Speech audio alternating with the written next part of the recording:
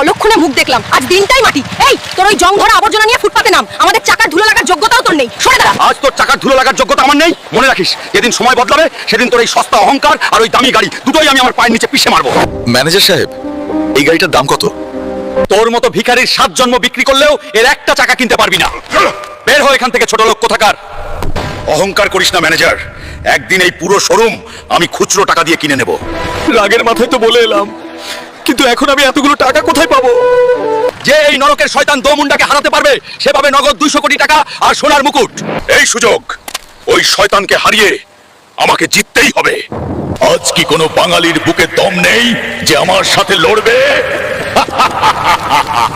ও ভারত বাংলার বন্ধুরা, এই শয়তান দোমুন্ডাকে আমি হারাবো রে। আপনারা শুধু লাইক আর সাবস্ক্রাইব করে কমেন্টে আপনাদের দেশের নামটা লেখো।